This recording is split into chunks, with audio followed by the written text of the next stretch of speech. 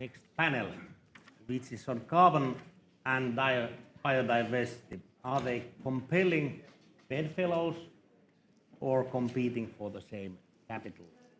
My name is Petri Lehtonen, and at the moment my main work is to advise European Commission on future forest interventions. So I work in the facility called Forest for the Future, and the client is Commission of the International Partnership. So it's actually all the interventions that concern developing countries or countries outside Europe. And I have been mostly focusing on how to leverage more private finance along with this support by EU. So here we will talk about biodiversity and carbon. And I think that I'm sure that we all agree that these are extremely important topics, that we really need more carbon stocks. We need to increase biodiversity, and we need carbon to mitigate the climate change, and biodiversity probably to build up more resilient, to adapt for the forthcoming changes. And these two, they do not always align. Like in some cases, when we are building up carbon stocks, for example, with planted forests or restoration, it doesn't mean that we would be increasing biodiversity. In some cases, we might even do some negative things and big errors and having less biodiversity. And vice versa, in some cases, it might be that we focus on biodiversity, but we are not really creating a kind of stock of carbon or let's say stock of assets that can generate other benefits. Anyway, we have here, I think, very good set of experts, I mean the others, not me, are ready to answer your questions. And here is Paul, Alexandra, and Sundar. So I want them to introduce yourselves. So maybe Alexandra, we start with you, please. Sure, thank you. So my name is Alexandra Holmlund, and my background is in forestry, international forestry investments. And in recent years, I started to interest myself in biodiversity and how we can incorporate biodiversity into a modern forest investment. And therefore, I decided I need to do some research on it. And so at this moment, I'm working on a PhD with the Swedish University of Agricultural Sciences in Umeå. And the topic of my research is biodiversity credits. And in short, I can mention that I'm currently working on 3 methodologies specifically created for the Scandinavian boreal forest ecosystems, with the aim to have a public consultation in place very soon, and a pilot project with the politicians coming up very soon. So this is what I do, and I'm very happy to be here today. Paul, please.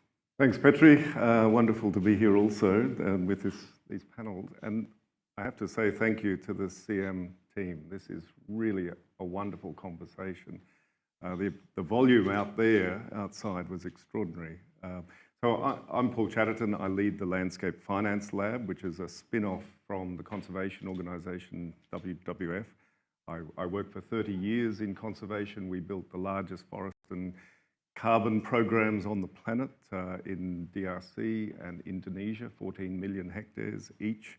And at that scale, you can think carbon and biodiversity together. The challenge when you're looking at a project scale is how to bring those together. So we incubate and get financing into sustainable landscapes around the world with just a small team. Sundar, please, your turn. Thank you. Hello, everyone, and I thank the organizers as well for inviting me to this panel and being part of this distinguished speakers. I'm Sundar Bharadwaj. I'm the Chief Executive of TerraGreen, which is a private sector venture, a project developer that is looking at very large-scale landscape restorations in Africa, working very closely with local communities to create nature-based solutions. The goal of the venture has been to create ecological and biodiversity resilience, social resilience, economic resilience in the local ecosystems. To do this, we work very closely in partnership with government agencies, biodiversity institutions, with NGOs and foundations and local communities. Our very first project is in South Africa, where we're creating a very large agroforest from about 2,000 square kilometers of depleted land in the coal mining heartland of South Africa, where there used to be once a very large thriving forest, almost 200 years back, which turned into agricultural land. Eventually, it became coal mining district, and biodiversity has been largely affected. So the objective of this particular project, which is important in this as an example, is to obviously create climate action, sequester millions of tons of carbon, but more importantly, restore biodiversity, put it back as close as possible to what it used to be, focus on creating thousands of jobs for local communities, and support sustainable communities and make them retain their locations within rural areas as opposed to getting displaced to urban societies. So I'm really pleased to be here in this panel to share a little bit about what this project gives as an example in terms of investment opportunities. Thank you, Sundar. So, Alexandra, I think that we are quite familiar with carbon credits and also of the several standards that has been discussed last days.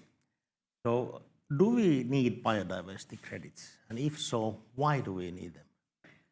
Thank you for that question. Well, obviously, I'm very biased, and my answer is yes, we do need a biodiversity credit. And the reason for it is that although carbon credit is a very good instrument, and we definitely need carbon credits have paved way for other ecosystem services payments.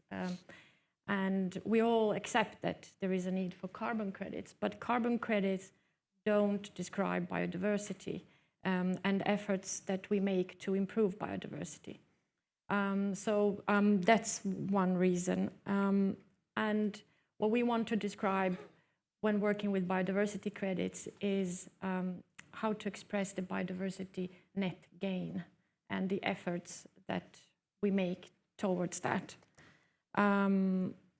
I hope that by working with the biodiversity crediting principles in the future, we will create the financial flows that are necessary to restore biodiversity globally. So for that reason, I think we definitely need a specific instrument for that.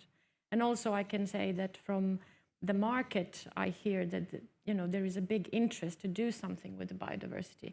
And there is an interest for a specific instrument for it.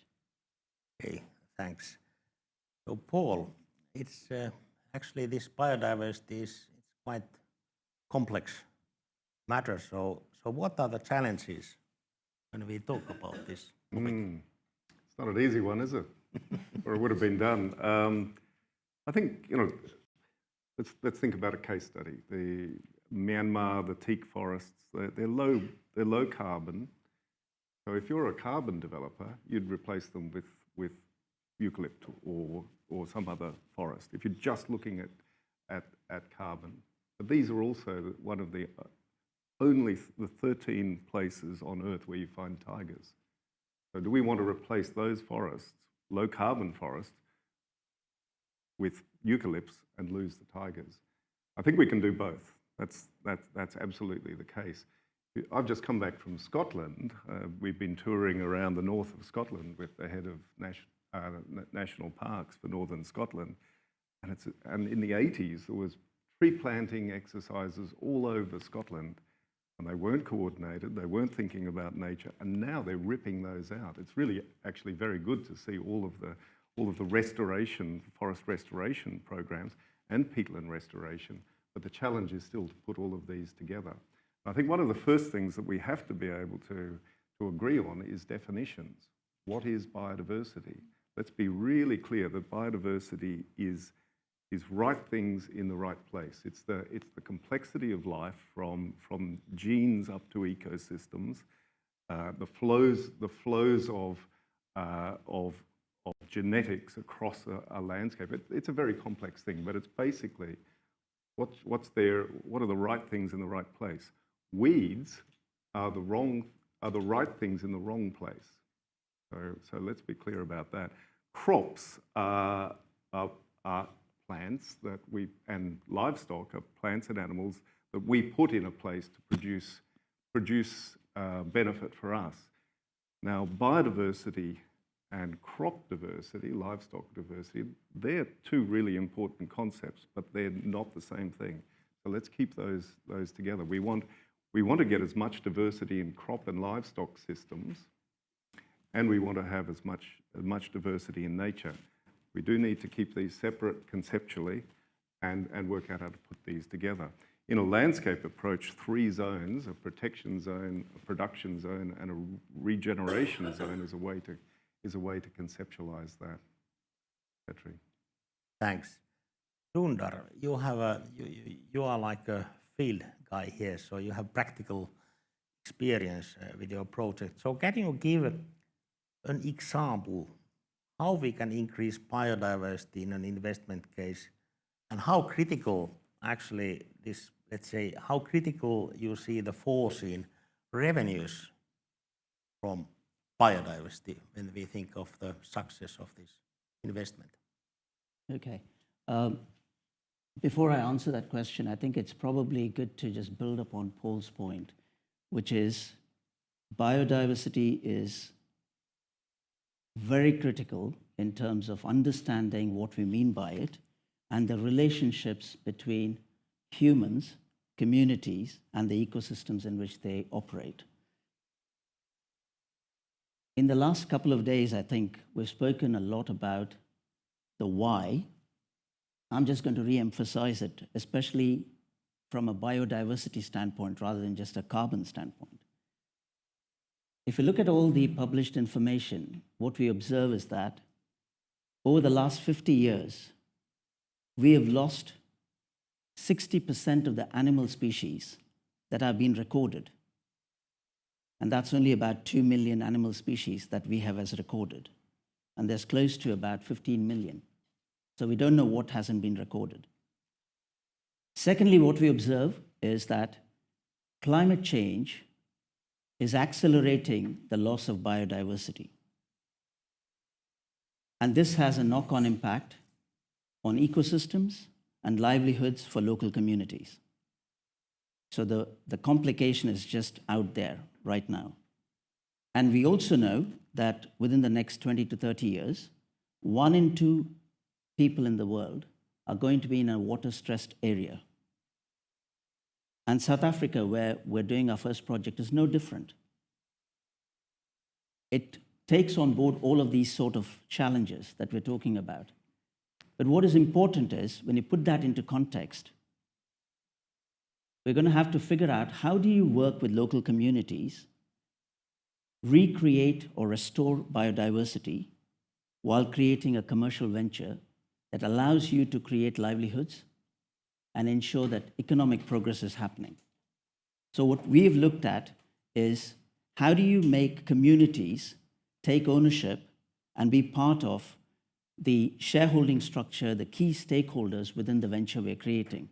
Because this creates the ability for us to understand how do you turn the local ecosystems, whether it's got wetlands, whether it's got agricultural, agroecology, or whether it's got forestry, into creating the setup that it needs to be. And we need the help of experts from local institutions to do that. And these projects typically take a very long time. And one of the key things we're doing very different here is carbon is not the end goal of a project like this. Carbon is definitely something that we're going to see as critical in terms of sequestration to help climate change. But we are looking at carbon as an asset, not as a tool for monetizing. If we can create carbon as an asset that's used as a collateral that helps us transition this project through in its pre-financing capability, because a project like this takes close to about 10 years to actually even get to first revenue. And we're going to have to create the systems, the structures, the ability for us to measure output. And to go about this process, we are looking at carbon as an asset. And when we start talking about biodiversity, the economic case and the investment case is out there. We can see it. And I'll give you the example with the project because this will bring it to life. Today, in that region, you have coal mines. The challenge for local communities is lack of clean air, lack of clean water, shortage of water. Livelihoods have been eroded. The yield from crops is diminishing. Microbial life is diminishing in soils. And people are getting displaced. And with the pledge that the South African government has made to cut down on carbon by reducing coal exports and use of coal for power companies, over 150,000 jobs in the local communities are now displaced. The natural consequence in the broader landscape is these people are going to move to the cities. So the problem is shifted from one place to another. So what we're trying to do here is we need to try and regenerate the biodiversity in the local ecosystems so that livelihoods can be recreated there using forestry and agroforestry. And we believe this project will deliver profits and revenue in its own right, and that is important for us. Carbon comes as an asset that helps us deliver the transition. So answering your question on biodiversity, that is even more important. If we can demonstrate how carbon can be an asset, we can also demonstrate over time, and this is quite a lot of time is required, to demonstrate that biodiversity is an asset, and it's an asset of the people, of the ecosystem, of the country. And so the economic case is very obvious. Better health, better opportunities, less displacement of people into cities, and creating economic growth, and creating a more inclusive economy. I think this can be turned into very tangible metrics to demonstrate why a project like this creates a lot of additionality and incremental value for communities, for institutions, and for the people working in it. Thank you. So I just will have a couple of questions before I want to hear some questions from you. So Alexandra, how can we measure biodiversity? Excuse me, it's a very difficult question. So compared to carbon, which we measure by tons, we don't have a ton of biodiversity. I wish we did, but we don't. And also coming back to the definition of biodiversity, it can be seen on different levels. So the way, in my research, what we look at is how to connect a landscape level down to the species level and how the two are connected in different ways. And how do you measure biodiversity? The traditional way is by biodiversity assessment and counting species and making inventories in the field. Today, there are emerging new technologies which are very interesting. Hopefully, we can learn more about how to apply them and how to make this assessment quicker and cheaper. But I think, to summarize, the answer is that we need to describe biodiversity on various levels to have a serious product. Thanks. Maybe continuing from this, Paul, how can we develop integrated approach to biodiversity credit that really makes commercial sense and links with climate and supply chain decarbonization? The good news is that there's an extraordinary amount of interest from corporates and financiers to invest in biodiversity. I'm having conversations every week with people who've got a lot of money to put into this. The problem is exactly how do you measure it? What are you going for? And Conservationists are a big part of the problem. How many conservationists does it take to change a light bulb? If I asked 10 people in WWF, where I used to work, for a definition of biodiversity, I'd get 10 different definitions.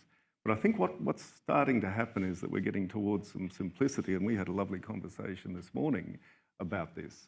Really what we're looking for is habitat, and is the habitat staying protected and expanding, species diversity, and you can measure that just by the standard survey, send a biologist in to work out how many species are in there.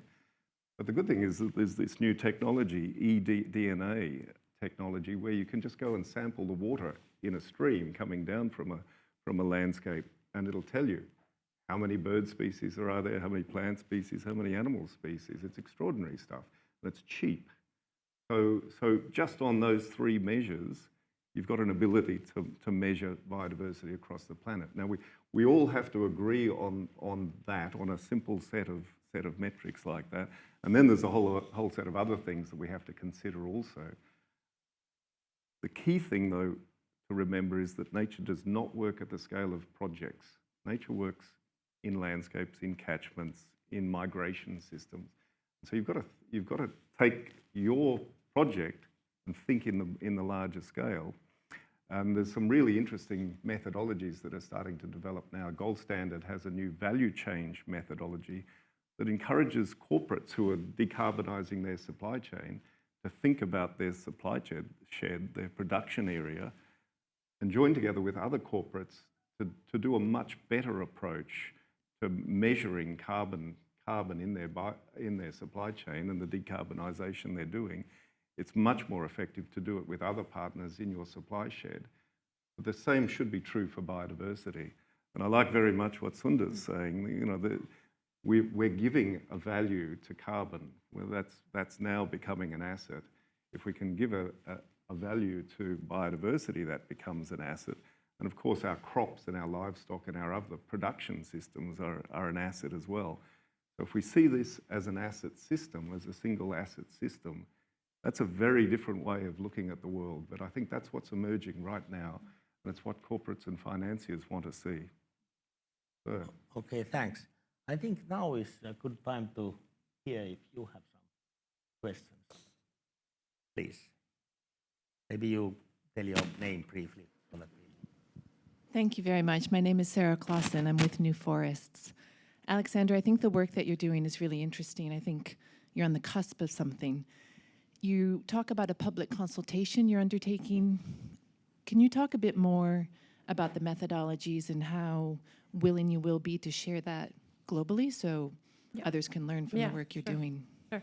So as I mentioned, the methodologies I'm developing are for the Swedish boreal ecosystem, and I think it's important to point out that when you look at biodiversity, it's very ecosystem specific, obviously. You have different ecosystems in the world, host different set of species and require different sets of knowledge, obviously.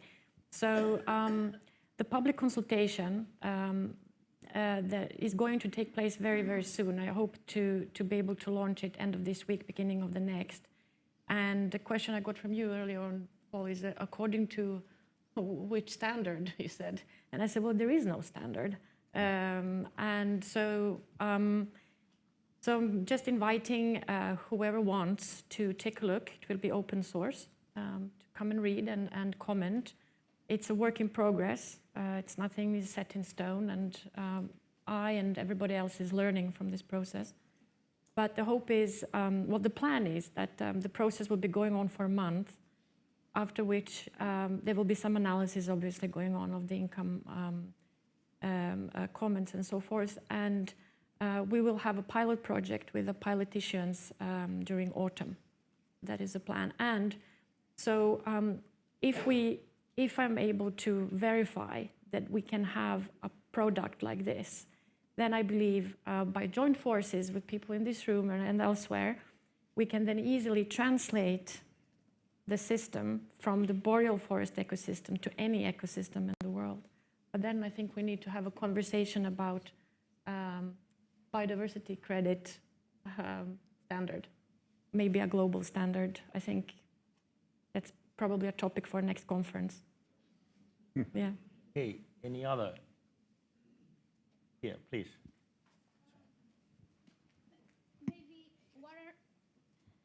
Hi, very nice comments you did. I'm Paola Constantino, and my question is, what are your thoughts? Will biodiversity credits, if they develop as a global standard, will be coupled with carbon credits, or they will as a financial flow to projects and landscape restoration, or how do you see that developing?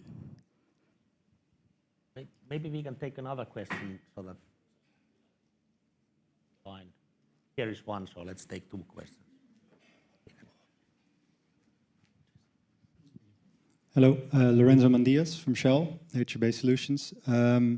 My question is, we've been discussing plantations and monocultures over the last 2 days, and one might say, in light of biodiversity, exotic plantations like, say, eucalyptus, acacia, bamboo, might be challenged from a biodiversity perspective. So how would you deal with some of those tensions? And can you give some real-life examples that you worked on? Okay, maybe we will take these 2. I don't know, maybe the first questions, Alexandra or Paul, or maybe. Can we incorporate biodiversity credits into carbon? Is that what was the question? Yeah. Sure, we can, but I think that there is a point in actually separating the 2, because I believe that, biodiversity is more complex, and it has to be described in its own right. And one can also claim that biodiversity is a precondition for carbon. So my take on it is that we need to have separate credits, but they depend on each other, or they can co-work. That's what I believe, but that's my personal view. I don't know, there is no absolute truth here. Paul, you want to add something on this? Yeah, sure. I started my career sitting 30 meters up a eucalypt tree for a week in front of the bulldozers. Conservationists versus foresters. And actually, the failure was on our part and on the part of all of us in thinking about the bigger picture, because when you look at the entire landscape, there's space for forestry, there's space for plantations, space for nature conservation and so on. It's about taking a larger frame of view and a longer term perspective, because you may not be able to sort out that plantation there at that time, which is in the wrong place. But if you look at it over a 10, 20, 30-year period, you can find ways to transition. So in answering your question, biodiversity or carbon, why not both? And in fact, the question then becomes, who makes the decisions? And of course, the best decisions will be made locally by the stakeholders in the landscape, and they can go through. We have now a 5-step process that's basically, you'll see it in the Little Sustainable Landscape book. Bring people together, identify the problem and possible solutions, set a vision and an action plan, get finance and implement it, and monitor and learn. So just those 5, it's the project cycle, but done by the people in the landscape. And corporates who are working in the landscape can be part of those, can be stakeholders in that. Financiers can be stakeholders in that. Government has to be stakeholders in that as well. So it's not either or, it's and. That's the thinking that we can now start applying. Okay, Sundar, do you want to add anything on these responses? No, I think the key points have been made there. You're going to have to engage the local stakeholders. But I just want to labor one point. Biodiversity systems and understanding them is far more complex than a carbon system. So we've taken over 15 years to understand the carbon system and to work out how to effectively address the supply and demand aspects to it. And we're getting to the stage of maturity on that.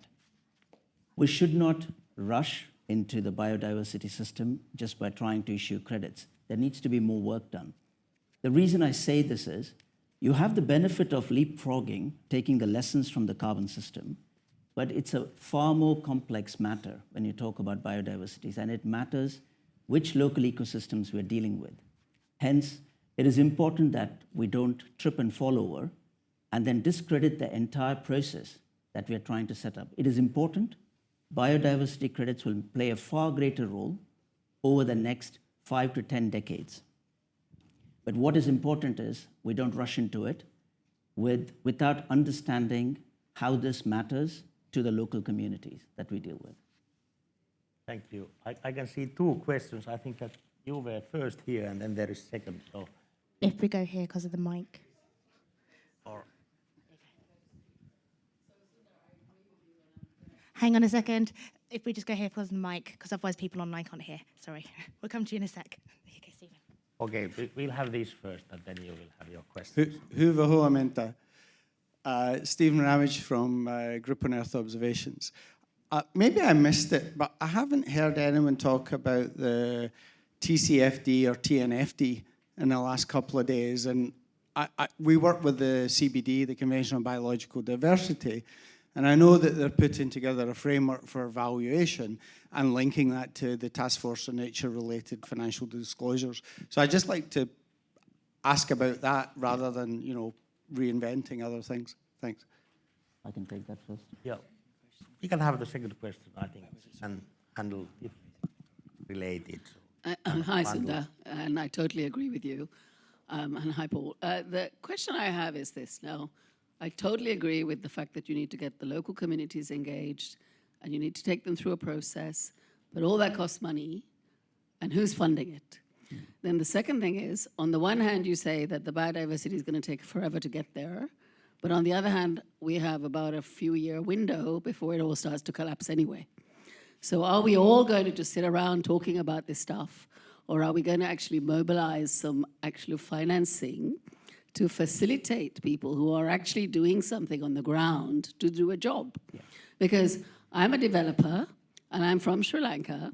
I have to spend half my life running around trying to find $5, but at the same time running a company back home and making sure things happen on the ground. And you need to understand, even though I have a lot of energy, it somehow gets tiring. So you really, first and foremost, you need to think about the fact that having a separate biodiversity credit, rather than adding it onto carbon, may be a way of speeding up the whole process. But most importantly, who's going to front the technical assistance money? Talking to a development finance institution takes 2 years for a runway, right? Everybody else wants you to cook a cake before you bring it to them. So that is the problem we have as developers. So please tell me how you think we can address that. Let me Okay. take both, yeah. Yeah. So I think the lady in the audience, I can speak from a project development perspective as well, because we're no different in South Africa as you're facing in Sri Lanka.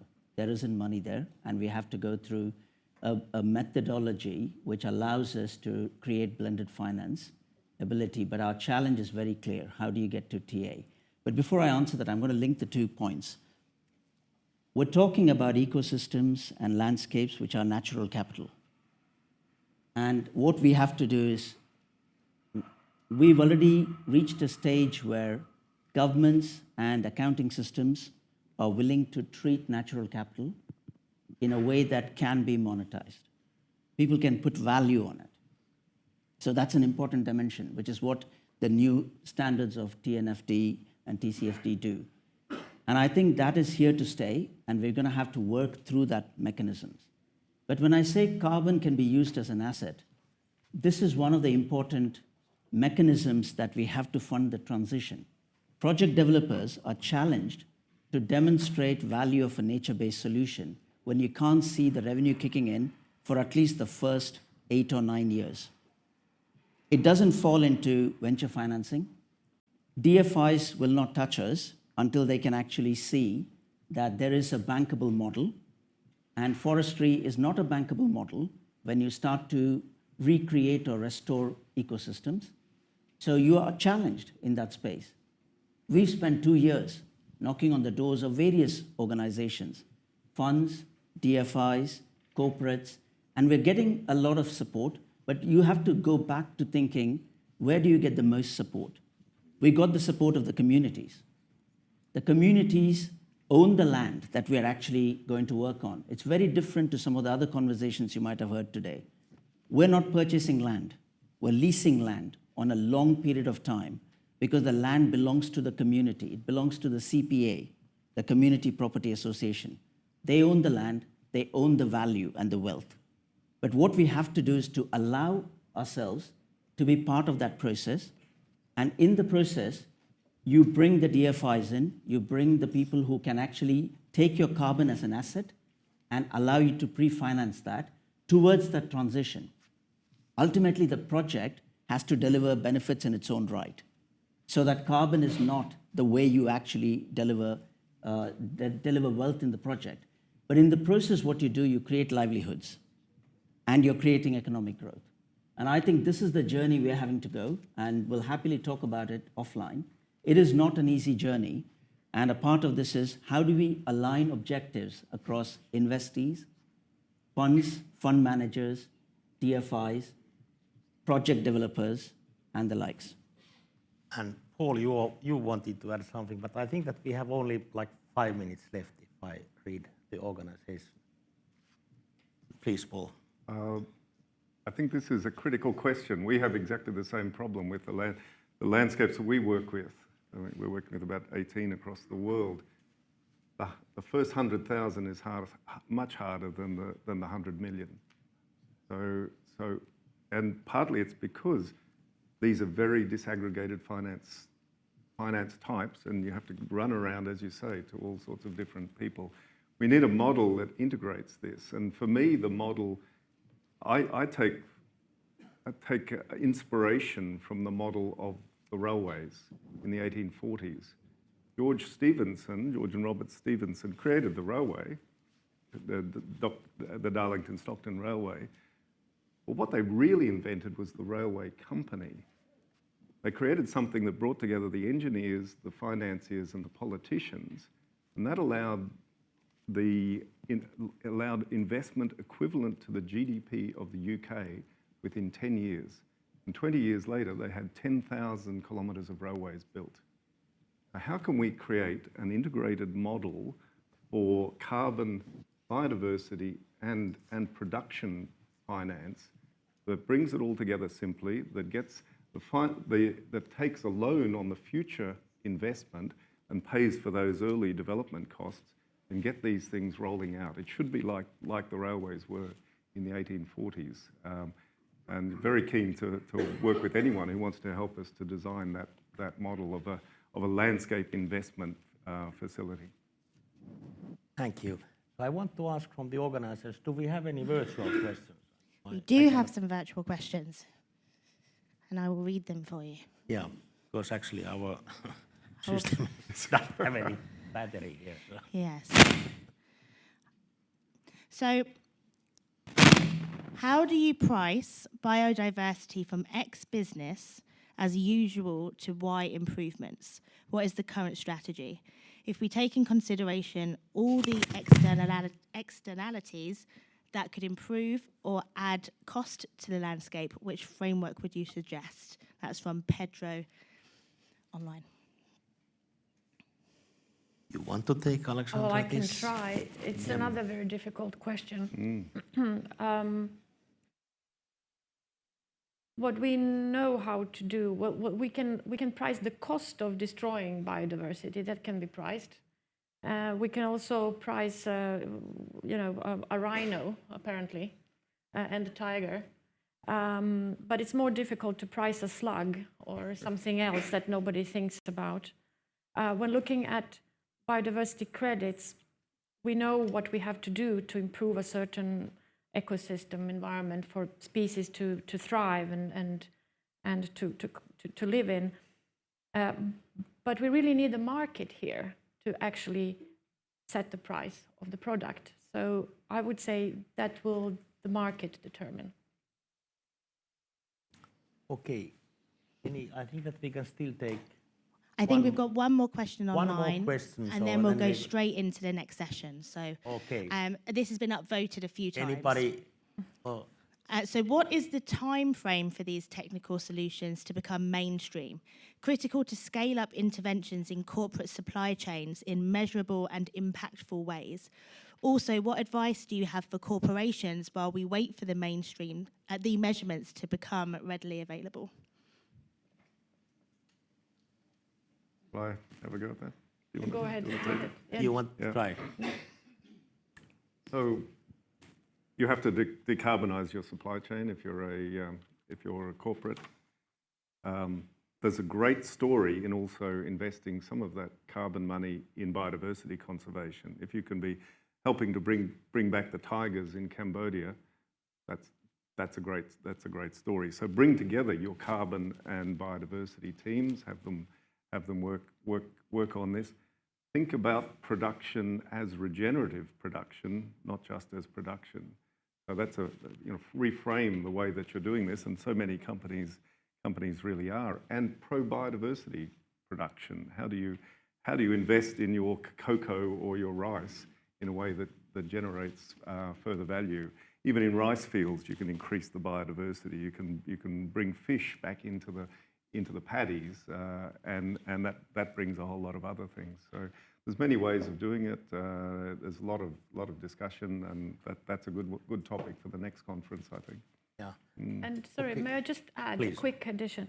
I think there is no time to wait for the mainstream, because we are the mainstream in this room. We're the one who are interested in these topics. We're the one developing the market. So I would want to say that it is us who will be developing the biodiversity credit or whatever next instrument might be. But we have to try it ourselves and get ourselves out there and test it. Okay, thank you. So I think that we are kind of, we have already used our time. So before, I just want to say a couple of words. So I think that discussion will continue after this. And maybe the answer to this is that we definitely need to develop these biodiversity credits and standards.